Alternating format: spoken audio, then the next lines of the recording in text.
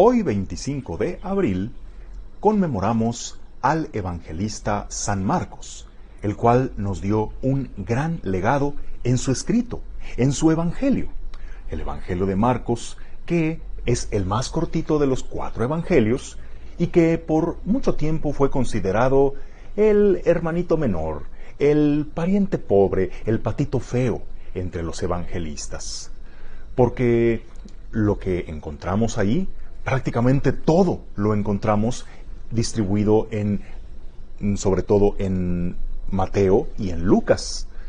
Y no tiene la originalidad del Evangelio de Juan, carece de grandes pasajes y de personajes muy importantes que encontramos en los demás evangelistas. Por ejemplo, el Evangelio de Marcos no menciona a María, no tiene, como en el Evangelio de Mateo, referencias al Sermón de la Montaña, no tiene grandes parábolas como el hijo pródigo, como la oveja perdida, como la de los talentos, etc.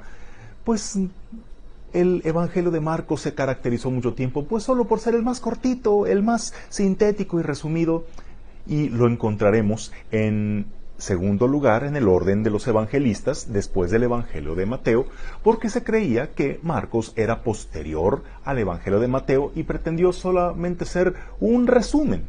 Terminó siendo solo una copia mal hecha del Evangelio de Mateo. Bueno, pues entonces, ¿para qué tomar tanto en cuenta si tenemos al original? Estudios recientes han descubierto que no, que el Evangelio de Marcos no es una copia del Evangelio de Mateo. Más bien, Marcos fue primero. Por lo tanto, Mateo y Lucas se basaron en el Evangelio de Marcos para luego enriquecer sus propios evangelios con otras fuentes que ellos tuvieron. Así que de ninguna manera Marcos es copia, sino más bien es fuente, es el padre de los demás evangelistas, es el pionero en eso de consignar por escrito los hechos y las enseñanzas de Jesús, que hasta ese entonces solamente se comunicaban vía oral, solamente por la predicación de los apóstoles. Era necesario entonces consignarlo en un escrito completamente original que luego daría lugar a lo que hoy tenemos. Por tanto, hoy tenemos que darle su lugar, revalorar la importancia del Evangelio de Marcos, que les repito, en él no vamos a encontrar mucha doctrina, no vamos a encontrar nada que nos aporte sobre San José, sobre la Virgen María. Prácticamente lo único que vamos a encontrar en Marcos es Jesús. Él nos va a hablar únicamente de Jesús. En el universo de Marcos no hay estrellas, únicamente hay un sol que abarca todo el firmamento, que es Jesús, que con sus 18 milagros que ahí nos narra en solo 16 capítulos, es el que ocupa toda nuestra atención. Pues carece de muchas cosas, de muchas parábolas, de muchas enseñanzas, de muchos pasajes, de muchos personajes importantes. Pero a partir de esto, hago la siguiente reflexión. Mira, podríamos decir que es más importante Mateo, que tiene mucha doctrina evangélica, mucha doctrina eclesiológica. Es mucho más importante el Evangelio de Juan, que tiene tantísima doctrina, enseñanza teológica, profunda, espiritual. Las enseñanzas de San Lucas respecto a la misericordia, a la misión, a la Virgen María, a la infancia del Señor. Bueno, pero si lo comparamos los evangelios con personas, pues Marcos sería el más pobre porque solo tiene a Jesús, pero no tiene toda la riqueza de los demás. Pero hay en la iglesia muchas personas que tienen la riqueza, únicamente les falta tener a Jesús en sus corazones. Porque nos consta que hay tantos que saben de liturgia y saben todo lo que debe haber en las ceremonias, en el adorno del templo, cómo va cada cosa en la celebración, etc. Saben mucho de historia, o saben mucho sobre teología, saben mucho sobre cuestiones burocráticas de iglesia, sobre jerarquías, sobre Vaticano, saben quizá muchas cosas sobre Sagrada Escritura, muchos tecnicismos, se la saben de todas, pero hay como que da la impresión de que son personas que no han tenido su encuentro personal con Cristo.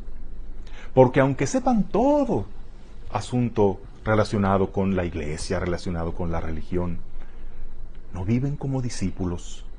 Su fe parece que les da estatus, mas no les da una convicción, un compromiso de vida, una forma de vivir.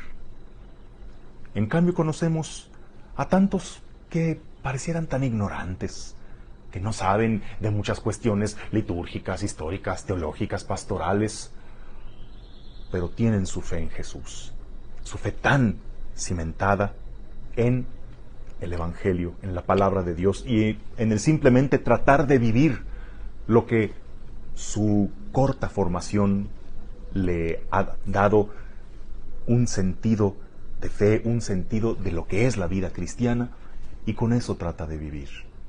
Y llego con esto a la conclusión: preferible tener únicamente a Jesús aunque no tengas todo lo demás, a que tengas todo lo demás pero te falte Jesús.